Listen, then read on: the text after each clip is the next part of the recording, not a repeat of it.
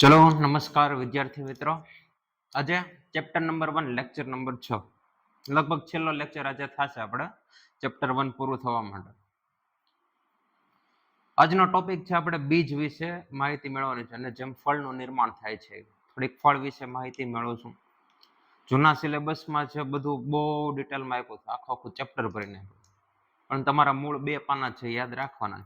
હા, પેલા બીજમાં જોઈએ તો બીજ છે શેમાંથી બનવાનું છે? અંડકમાંથી. અંડક કહું અથવા તો એમ કહું મહાબીજાણુ ધાની તો એ સાચું પડે. બે વસ્તુ એક જ.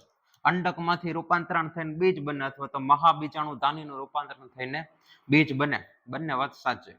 અને બીજાશય છે એ ફળમાં રૂપાંતરિત થશે. પણ આ બધું થાય ક્યારે? જ્યારે ફલન થઈ જશે ત્યારે. ફલન થાય ત્યારે, ફલન પછીની નિપજો છે આ બધી, એટલે કે પશ્ચ ફલનની ઘટનાઓ છે બધી. તો બીજ છે સ્વાભાવિક રીતે આપણને ખબર જ હોય કે ભાઈ બીજમાંથી જ નવી વનસ્પતિ આવશે. બીજમાં જ એવા જનીનો હશે કે જે તે વનસ્પતિમાંથી ઉગી શકે.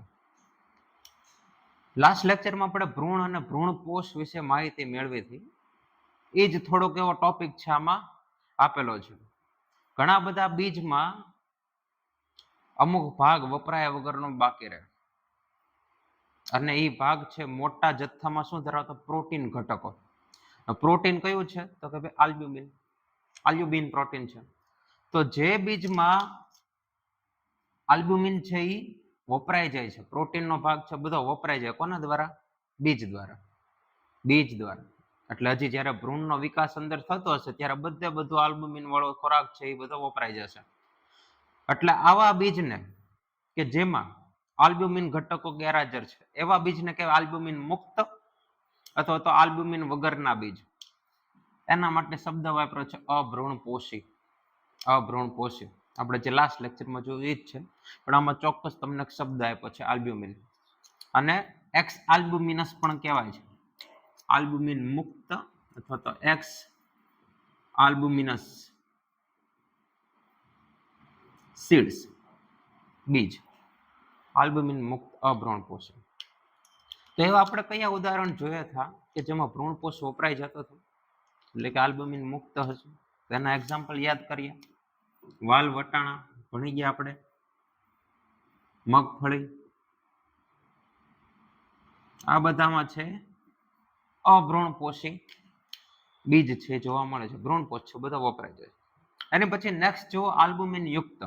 એવા ઘણા વનસ્પતિના બીજ છે કે જેમાં ભ્રૂણપોષ છે એમને ચીર લગ્ન રહે. કેવો રહે? ચીર લગ્ન. શબ્દ વાપરેલો છે ચીર લગ્ન. પરસિસ્ટન્ટ, વપરાયા વગરનો એમને રહે. એવા બીજને ભ્રૂણપોષ તો આલ્બ્યુમિન યુક્ત બીજ છે એ કહેવામાં આવે છે. પ્રોટીનનો ભાગ છે એ વપરાયા વગરનો એમને રહેશે. આપણે એના ઉદાહરણ જોયા હતા ભાઈ. ધાન્ય પાકો જોયા હતા. ઘઉં હતા, ચોખા, જવ, એ સિવાય મકાઈ, નાળિયેરી, આ બધામાં છે એ ભ્રૂણપોષ વપરાયા વગરનો રહેશે, ચીર લગ્ન. હવે ઘણી વનસ્પતિ એવી છે ભાઈ કે જેમાં પ્રદેહનો વિસ્તાર વપરાયા વગરનો બાકી રહે. પ્રદેહના કોષો છે એમને પડ્યા હોય. બાકી જ્યારે બીજનો વિકાસ થાય ફલન પછી આજુબાજુનું બધું છે એ બીજના વિકાસમાં અને ભ્રૂણપોષના વિકાસમાં છે બધા કોષોમાંથી પોષક તત્વો છે વપરાય છે. ઘણી વનસ્પતિના બીજમાં એવું છે કે એમાં પ્રદેહના કોષો છે એ કેવા લે છે? ચીર લગ્ન રહે છે. લખીએ આપણે, પ્રદેહ ચીર લગ્ન રહે. પ્રદેહ ચીર લગ્ન રહે. પ્રદેહ એટલે આઈડિયા આવે છે ને, જે તમારું ભ્રૂણપુટ હતું એની આજુબાજુના કોષો, જે પ્રદેહના કોષો હતા. આના ઉદાહરણ તમને આપ્યા છે એક્ઝામ્પલ્સ. કાળા મરી એટલે કે મસ્ટર્ડ, કાજુ, બીટ, બીટ. આ બંને વનસ્પતિમાં કાળા મરીમાં મસ્ટર્ડ છે, નામ યાદ રાખજો. ગુજરાતી દર વખતે કાળા મરી લખે જરૂરી નથી, મસ્ટર્ડ પણ લખીને આવી શકે.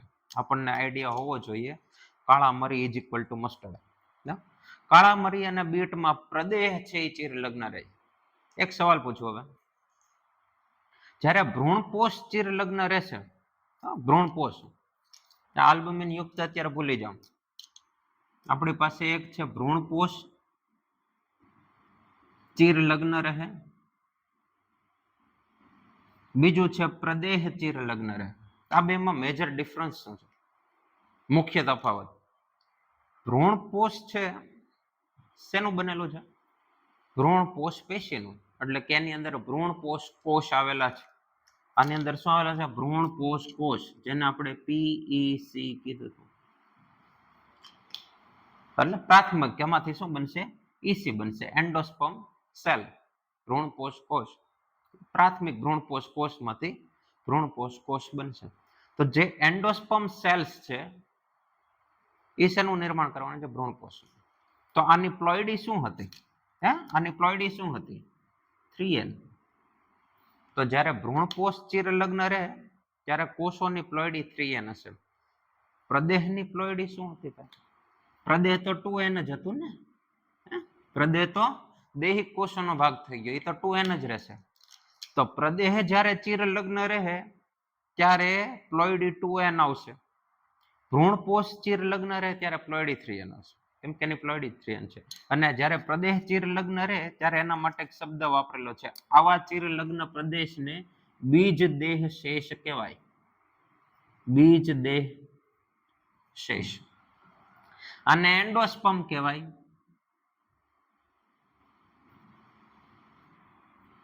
આને પેરિસ્પર્મ કહેવાય. એન્ડોસ્પર્મ એટલે ભ્રૂણપુટ અંદરનું, અંદર, એન્ડો એટલે અંદરની તરફ. પેરિસ્પર્મ એટલે પરિઘીય વિસ્તારમાં, ભ્રૂણપુટની પરિઘમાં ફરતે જો તો શું હતા? પ્રદેહના કોષો, એટલે એનું નામ પેરિસ્પર્મ, એ રીતના નામ આપેલા છે.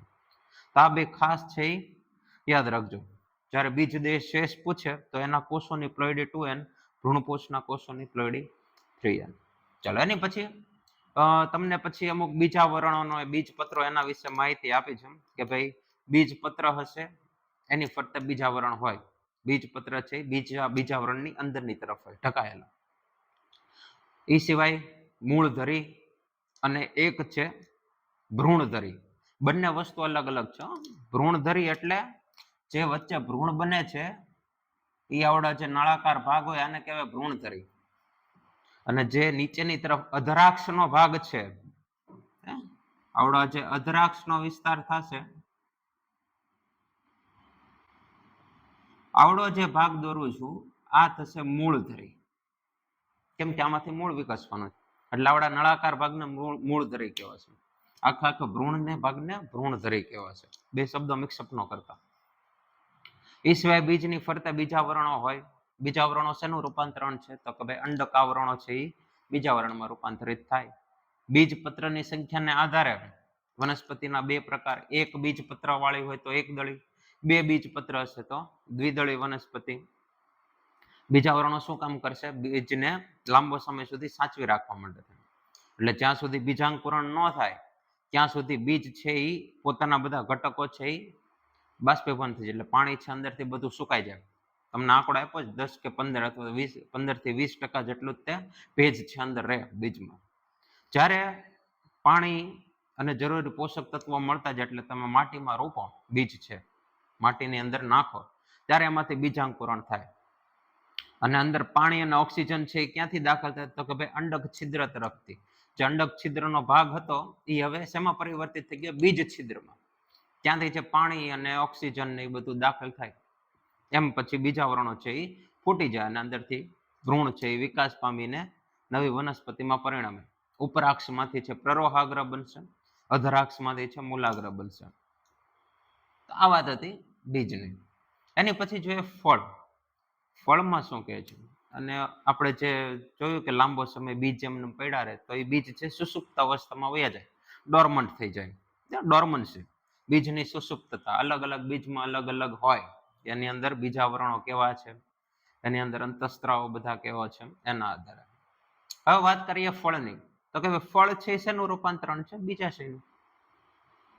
વિચાર કરો, બીજાશય અથવા તો અંડાશય. એની અંદર કોટર હતી, એ કોટરની અંદર શું આવેલા હતા? અંડકો અથવા અંડક આવેલું હતું. અંડકની અંદર ભ્રૂણપૂટ હતું. અત્યારે આપણે બીજાશયની વાત કરીએ. બીજાશયનું રૂપાંતરણ થઈ જશે ફળમાં. બધા ફળમાં એવું ન થાય, આપણે જોશું શેમાં થાય છે. અને જે બીજાશયની દિવાલ હતી, બીજા વર્ણો નથી કહેતો, બીજાશયની દિવાલો, બીજાશયની દિવાલ હતી એનું રૂપાંતરણ થશે ફલાવરણમાં. જે બીજા વર્ણો હતા અંદરની તરફ અંડકાવરણો, એનું રૂપાંતરણ શેમાં થયું હતું? બીજાશયના આવરણો જે હતા અંદરની તરફ, બીજાશયની અંદર જે અંડક હતા એની ફરતે જે આવરણો હતા અંડક આવરણો, એનું રૂપાંતરણ બીજા વર્ણમાં થશે. જ્યારે બીજાશયના આવરણો છે અથવા તો અંડાશયના આવરણો છે એનું રૂપાંતરણ શેમાં થશે? ફલાવરણમાં. ઓકે, તો ફળ છે અલગ અલગ પ્રકારના છે. 2-3 તમને આપેલા છે. માંસલ ફળો એટલે કેવા? પોચા હોય, ખબર પડી છે. માંસલ ભાગ વધારે હોય એના ઉદાહરણો તમને આપેલા છે. નારંગી આપણે બધા ખાતા એટલે આપણને આઈડિયા જ હોય. જામફળ, કેરી, કેળા, એ બધા કેવા છે? માંસલ ફળો છે. શુષ્ક ફળો એટલે કેવા? તો કે કડક હોય, એકદમ કઠણ લાગે. મગફળી છે, કાજુ લઈ લો, બધા કેવા છે? શુષ્ક ફળો, સુકાઈ ગયેલા, કડક કડક, ખાઓ એટલે કડકડ કડકડ બોલે એવા શુષ્ક ફળો. પછી આવે છે સત્ય ફળો. સત્ય ફળનો અર્થ શું થાય? કે માત્ર બીજાશયનું તે રૂપાંતરણ શેમાં થાય? ફળમાં. એને સત્ય ફળો કહેવાય. ઘણી વખત બીજાશય સિવાયના પુષ્પના ભાગે તે ફળમાં છે રૂપાંતરિત થાય. જેમ કે પુષ્પાસન, પુષ્પાસન છે એ તે શેમાં રૂપાંતરિત થઈ જાય? ફળમાં. તો એવા ફળને કહેવાય છે કુટ ફળ, અસત્ય ફળો. સત્ય ફળમાં માત્ર બીજાશય છે ફળમાં રૂપાંતરિત થાય. કુટ ફળ, અસત્ય ફળોમાં બીજાશય સિવાયના પુષ્પના ભાગો છે એનું રૂપાંતરણ ફળમાં થશે. તો તમને કુટ ફળના ઉદાહરણો અમુક આપ્યા છે. કુટ ફળના, અસત્ય ફળના ઉદાહરણ આપ્યા, જેમાં પુષ્પાસનનું રૂપાંતરણ શેમાં થાય છે? ફળમાં. બીજાશયનું તો થાય, એની સાથે પુષ્પાસન રીતે જોડાઈ જાય. ઉદાહરણ આપ્યા છે તમને સફરજન, પછી સ્ટ્રોબેરી. યસ, સ્ટ્રોબેરી છે એ તે કુટ ફળ છે. કાજુ તે કુટ ફળ છે. કાજુ કુટ ફળ છે. આ બધા એ સિવાય સત્યફળ, સત્યફળ તો આપણને બધાને આઈડિયા. આ સિવાયના જે હશે મોટા ભાગના બધા કેવા હશે? સત્યફળ હશે. કેરી છે, કેળા છે, કેળા તે સત્યફળમાં જ આવશે. કેરી, કેળા, નારંગી, એ બધા સત્યફળ લખી જ નાખ્યા. કેરી, કેળા, નારંગી, આ બધા સત્યફળમાં આવશે.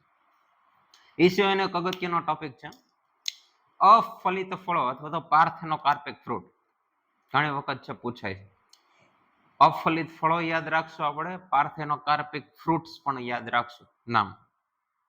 તો કે ભાઈ એવા ફળો કે જેમાં ફલન વગર ફળનું નિર્માણ થાય. અહીંયા ફલન થયું હશે, પછી ફળનું નિર્માણ થયું. તો એવા ફળો કે જેમાં ફલન વગર ફળનું નિર્માણ થાય એને અફલિત ફળો કહેવાય. નામમાં જ છે ને, અફલિત, જેમાં ફલન નથી થતું. એના માટે શબ્દ વાપર્યો છે પાર્થેનોકાર્પિક ફ્રૂટ્સ. નાવડી જે ક્રિયા થાય એને કહેવાય પાર્થેનોકાર્પી, પાર્થેનોકાર્પી. તો તમે ખાલી વિચાર કરો, ફલન જ નથી થતું તો બીજનું નિર્માણ થશે? ન થાય. ફલન થાય તો બીજ નિર્માણ થશે. નરજન્યુ એટલે કે પૂજન્યુ અને માદાજન્યુ અંડકોષ બંને વચ્ચે ફલન થશે તો આમાંથી ભ્રૂણ અને બીજ બનશે. આમાં ફલન જ નથી થતું, બીજ ક્યાંથી બનવાનું? તો આ બધા કેવા છે? બીજ વિહીન ફળો છે. ખાસ યાદ રાખજો, બીજ વિહીન. અફલિત ફળો પાર્થેનોકાર્પિક એટલે બીજ વિહીન, જેમાં બીજ નથી તોય આપણે એને ફળ કહેવાના. કુદરતી રીતે બીજ વિહીન ફળો છે ઘણી વનસ્પતિમાં જોવા મળે. એનું ઉદાહરણ છે કેળા. કેળામાં છે કુદરતી રીતે બીજ વિહીન ફળ છે અથવા તો અફલિત ફળ છે એ રૂપાંતરિત થાય. અફલિત ફળ છે એનું નિર્માણ થાય કેળામાં. ઘણી વનસ્પતિમાં કૃત્રિમ રીતે આવા ફળો વિકસાવવામાં આવે. કેવા? અફલિત ફળો. શું લેવા? અંદર જે બી છે, બીજ બનવાનું છે, આપણે એને શું કહે? બિયા. અંદરના જે બિયા છે આપણે નથી જોતા ભાઈ. તો એવા ફળો વિકસાવવા માટે થઈને કૃત્રિમ રીતે અફલિત ફળો બનાવવામાં આવે. અત્યારે તમે જુઓ અમુક કેરી છે, તરબૂચ છે, એ બધી વનસ્પતિમાં તમે જુઓ તો ફ્રૂટ, ફળ જે આવે છે કેરી કે તરબૂચ, એ કેવા બીજ વિહીન બનાવે છે લોકો. પપૈયામાં એવું થાય છે. પપૈયામાં તે એવા ફળો આપણને જોવા મળે છે કે જે બીજ વિહીન છે, પણ એ કેવા બનાવે? કૃત્રિમ રીતે. કુદરતી રીતે એ વનસ્પતિમાં નથી થતું, કેળામાં થાય છે. કેળામાં થાય છે. તો કૃત્રિમ રીતે એના ઉદાહરણ લખી નાખીએ તો કે ભાઈ અમુક પ્રકારની કેરી, તરબૂચ, પપૈયા, આ બધામાં છે આવા ફળો વિકસાવવામાં આવે. અફલિત પાર્થેનોકાર્પી કરવામાં આવે. તો આ કઈ રીતના કરતા હશે ભાઈ? ત્યાં ફલન થશે અને એમાં રૂપાંતરણ શેમાં થશે? ફળમાં. ફલન થઈને બીજ અને ફળ બનશે. તો વનસ્પતિના અમુક અંતઃસ્ત્રાવમાં ભાગ લેતા હોય, વૃદ્ધિ અંતઃસ્ત્રાવો આપણે ભણી ગયા. તો આમાં કૃત્રિમ પદ્ધતિમાં ફલન ન થાય અને ફળનું નિર્માણ થાય એના માટે થઈને કૃત્રિમ રીતે અંતઃસ્ત્રાવ છે એની ઉપર છાંટવામાં આવે. વૃદ્ધિ અંતઃસ્ત્રાવ, ઓક્ઝિન્સ, જિબ્રેલિન્સ, એવા બધા આની ઉપર છાંટવામાં આવે કે જેથી ફલન વગર જ ફળનું નિર્માણ થઈ જાય. પુષ્પનું રૂપાંતરણ શેમાં થઈ જશે? ફળમાં થઈ જશે. તો આ બધા એના ઉદાહરણ છે. કુદરતી રીતે કેળા મરે છે, કૃત્રિમ રીતે કેરી, તરબૂચ, પપૈયા એ બધામાં એવા વિકસાવવામાં આવે છે અફલિત ફળો. એ પછી એક નાનકડો એવો ટોપિક આપ્યો તમને બીજની જીવિતતા ઉપર. પરાગરજની જીવિતતા વસ્તુ અલગ છે, બીજની જીવિતતા વસ્તુ અલગ છે. બે મિક્સઅપ ન કરતા. પરાગરજની જીવિતતા પરાગ નલિકાનો વિકાસ થાય ત્યાં સુધી, જેને પરાગરજનું અંકુરણ કહેતા હતા. બીજની જીવિતતા જ્યાં સુધી બીજને તમે રોપો ને, એટલે બીજને તમે માટીમાં ન દાટો, એમાંથી બીજાંકુરણ ન થાય એ વસ્તુ છે. બે વસ્તુ અલગ અલગ છે. તેમાં તમને થોડીક માહિતી આપી છે, તમારે યાદ રાખવાની છે. ઉદાહરણ ને એવું બધું આપેલું છે કે ભાઈ સૌથી જૂનું બીજ અત્યાર સુધી મળેલું એ છે લ્યુપાઇનનું અથવા તો લ્યુપિન વનસ્પતિનું છે. ઉચ્ચારણ અલગ અલગ થાય, ઘણા છે લુપિન કહે, ઘણા છે લુપાઇન કહે છે. એ બીજ પોતે 10,000 વર્ષ જૂનું હતું અને પછી એને વાવવામાં આવ્યું તો એમાંથી પુષ્પ છે એ નીકળ્યા એવા પુરાવા મળ્યા છે. પુષ્પનું સર્જન છે એવા પુરાવા મળ્યા છે. તો તમે જો 10,000 વર્ષ સુધી આ બીજ કેવું રહ્યું? સુસુપ્ત અવસ્થામાં. પછી જ્યારે એના જરૂરી ઘટકો મળ્યા, ઓક્સિજન, પાણી, પોષક દ્રવ્યો, ત્યારે પાછું એમાંથી અંકુરણ થયું, પુષ્પો નીકળ્યા. તો એ બીજની જીવિતતા થઈ. બીજ એટલા વર્ષો સુધી તે સુસુપ્ત અવસ્થામાં રહી શકે. અને એ ક્યાંથી મળી આવ્યું? તો કે ભાઈ આર્કટિકના ટુંડ્ર પ્રદેશમાંથી. ટુંડ્ર છે એવો વિસ્તાર છે કે જ્યાં ખૂબ જ નીચું તાપમાન હોય. તાપમાન ખૂબ જ નીચું, એને હાઈ ઓલ્ટિટ્યુડ ઉપર હોય, ખૂબ જ ઊંચાણવાળા વિસ્તારોમાં હોય. એવા બધા વિસ્તારોને ટુંડ પ્રદેશ કહેવાય. અને આ જે ટુંડ્ર પ્રદેશ છે મોટા ભાગે આર્કટિક વિસ્તાર છે, અહીંયા જોવા મળે. સાઉથ પોલ, નોર્થ પોલ એ તરફ. એની પછી ખજૂરના જીવંત બીજ છે એ હમણાં તાજેતરમાં એક મળી આવ્યા. એ 2000 વર્ષ જૂનું હતું. એમાંથી ખજૂરી છે બની, એને વાવ્યા, એમાંથી નહીં તેમ વૃક્ષ છે એ નીકળે. તો ખજૂર માટે 2000 વર્ષ, લ્યુપિન 10,000 વર્ષ જૂનું.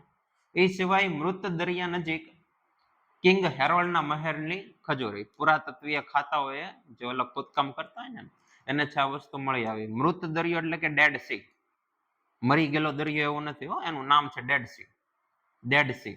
અને રાજન હેરોલ્ડ એવું લખેલું છે. રાજન એટલે કે કિંગ. કોણ કિંગ? રાજા કયો હતો? હેરોલ્ડ રાજા. એના મહેલની એક ખજૂરી છે એ મળી આવી પુરાતત્વીય ખાતા. તો એના તે બીજ છે ઘણા વર્ષો જૂના હશે, તો તે કેવા છે? જીવંત છે.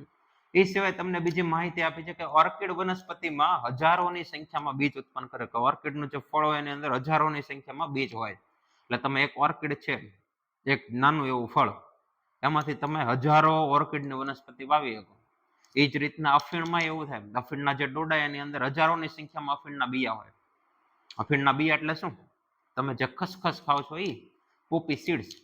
અફીણના બિયા બીજું કાંઈ નથી. તમારા ઘરે જે ખસખસ વાપરો ને લાડવા ઉપર નાખવાની, એ અફીણના બિયા જ, બીજું કાંઈ નથી. પણ એમાં અફીણની માત્રા બહુ ઓછી, નહીવત. એ સિવાય એક ઓરોબેન્કી અને સ્ટ્રાઇગામાં પણ આ રીતના અસંખ્ય બીજો જોવા મળે છે. આ બંને વનસ્પતિઓ છે, ખાસ ધ્યાન રાખજો, એમસીક્યુમાં પૂછે. બંને વનસ્પતિ છે પરોપજીવી વનસ્પતિઓ છે. બંને વનસ્પતિઓ પરોપજીવી વનસ્પતિઓ છે. એટલે બંને પ્રકાશ સંશ્લેષણ નહીં કરતી હોય. સિમ્પલ ને? પરોપજીવી છે એટલે બીજી વનસ્પતિ ઉપર જીવન ગુજારે. કેવી વનસ્પતિઓની આસપાસ? તો કે ભાઈ લેગ્યુમિનોસિકુલની જે વનસ્પતિ હોય, જેને અત્યારે આપણે ફેબેસિકુલ કહીએ છીએ, એના મૂળ તંત્રમાં છે આ પરોપજીવી વનસ્પતિ એના મૂળ તંત્ર છે સ્થાપિત કરી દે. એટલે જે પણ કાંઈ શોષણ ને એવું થતું હોય, અને જે પણ કાંઈ ઉપરના પ્રરોહાગ્ર અને પ્રરોહ વિસ્તારમાંથી ડાળી ડાળખા છે એ બધા બાજુની વનસ્પતિ ઉપર ફેલાવી દે. એટલે જે વનસ્પતિ પ્રકાશ સંશ્લેષણ કરે એની આજુબાજુમાં પોતાનું વર્ચસ્વ સ્થાપી દે. એમાં જે ઓરોબેન્કી છે, ઓરોબેન્કી, આમાં હરિતકણ ગેરહાજર છે. આની પાસે હરિતકણ છે જ નહીં, એટલે આમાં પ્રકાશ સંશ્લેષણ થશે જ નહીં. આ વનસ્પતિમાં પ્રકાશ સંશ્લેષણ 0, નીલ, થાય જ નહીં. અને જે સ્ટ્રાઇગા છે આમાં હરિતકણ છે. આ વનસ્પતિ હરિતકણ ધરાવે છે, પરંતુ પ્રકાશ સંશ્લેષણ છે ખૂબ જ થોડીક માત્રામાં થાય. પ્રકાશ સંશ્લેષણ ખૂબ જ ઓછી માત્રામાં થાય છે પણ ખૂબ જ ઓછી માત્રામાં. જ્યારે ઓરોબેંકી છે એ 100% પરોપજીવી, 100% પૂરેપૂરું. એને ખોરાક મેળવવો હોય તો બીજી વનસ્પતિનો સહારો લેવો જ પડે.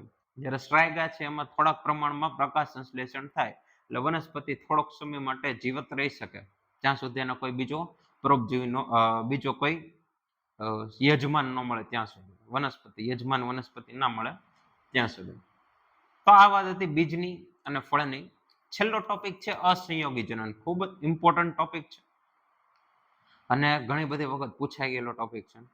ચાલો આનો તમે સ્ક્રીનશોટ લઈ લો, પછી આપણે હવે અસંયોગી જનન છે શરૂ કરીએ. ચલો લાસ્ટ ટોપિક અસંયોગી જનન.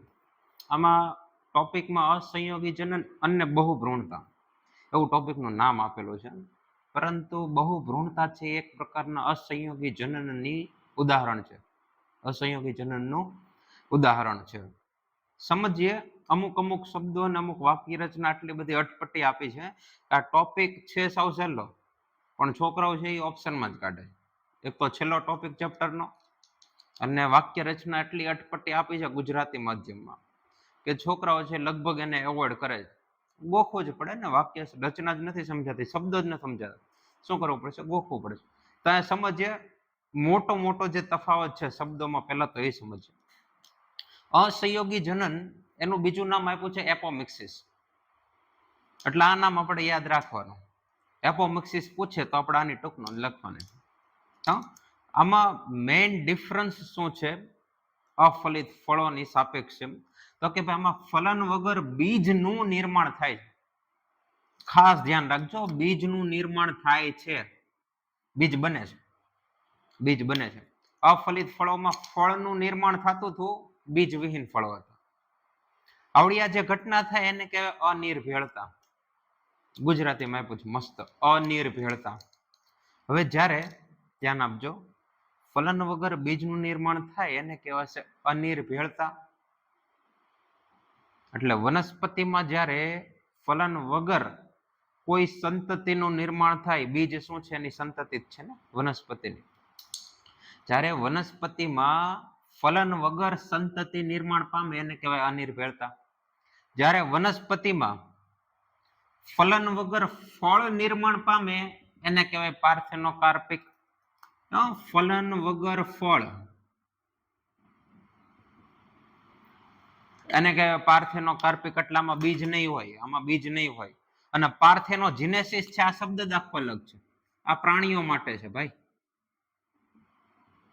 જ્યારે પ્રાણીઓમાં ફલન વગર ભ્રૂણનું નિર્માણ કરવામાં, એટલે ફલન વગર છે કોઈ નવી સંતતિ બનાવવામાં આવે છે, એને કહેવાય પાર્થેનોજિનેસિસ.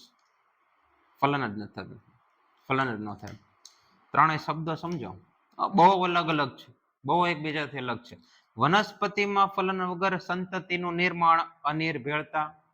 વનસ્પતિમાં ફલન વગર ફળનું નિર્માણ પાર્થેનોકાર્પિક. પ્રાણીઓમાં ફલન વગર સંતતિનું નિર્માણ પાર્થેનોજિનેસિસ. આપણે ભણશું 12મા ધોરણમાં જે ઉદાહરણ આવે છે, ડ્રોન, મધમાખી, નર મધમાખી જે છે ડ્રોન, એમાં રીતનું થાય. તેના એક્ઝામ્પલમાં આપણે લખીએ કે પાર્થેનોજિનેસિસ શેમાં જોવા મળે? તો કે ભાઈ મધમાખી, પણ કઈ? નર મધમાખી. ડ્રોન. એ સિવાય હજી એક જાતિ છે કોમોડો ડ્રેગનની, નામ સાંભળ્યું હોય તો તમે ક્યારેક ડિસ્કવરીમાં કે એમાં જોયું હોય. આમાં તે ફલન વગર છે સંતતિનું નિર્માણ થાય, એટલે પ્રજનન વગર સંતતિ નિર્માણ પામે, પ્રજનન વગર. તમને યાદ હોય તો એક જુરાસિક વર્લ્ડ કરીને એક મૂવી આવ્યું હતું, ડોમિનિયન, જુરાસિક વર્લ્ડ, જેને ખબર હોય એને. એમાં બહુ મસ્ત આ જ કન્સેપ્ટ આપેલો કે એમાં જે ઓલું વેલોસિરેપ્ટર હતું બ્લુ નામનું, એ છે પ્રેગ્નેન્ટ થાય છે અને સંતતિને જન્મ આપે છે. જ્યારે આખી સિરીઝ શરૂ થઈ જુરાસિક વર્લ્ડની, ત્યારે શરૂઆતમાં જ કહી દીધેલું કે જેટલા અત્યારે આપણને ડાયનોસોર મળી રહ્યા છે ડીએનએ દ્વારા, એ બધા કેવા છે? ફિમેલ છે, માદા ડાયનોસોર. તો પછી ઓલું બ્લુ જે છે વેલોસિરેપ્ટર, એને સંતતિનું નિર્માણ થયું કઈ રીતના થયું ભાઈ? બધા હતી તો માદા ડાયનોસોર, હા બધા કઈ હતા? માદા હતા. તો એમાં એ વાત કરે છે કે એમાં જે જનીન છે આપણે ગરોળીનું જનીને નાખેલું છે. લિઝાર્ડ, કોમોડો ડ્રેગન શું છે? ગરોળી છે, મોટી ગરોળી, લિઝાર્ડ. તો એમાં પાર્થેનોજેનેસિસ જોવા મળે. ફલન વગર છે એ સંતતિનું નિર્માણ થયું. તો એમાં એ લક્ષણોને આધારે લાંબો સમય સુધી જો પરિપક્વતાએ પ્રાણીની પરિપક્વતાએ લાંબો સમય સુધી જો પ્રજનન ન થાય તો માદા પ્રાણી પોતાની રીતના સંતતિનું નિર્માણ કરી શકે.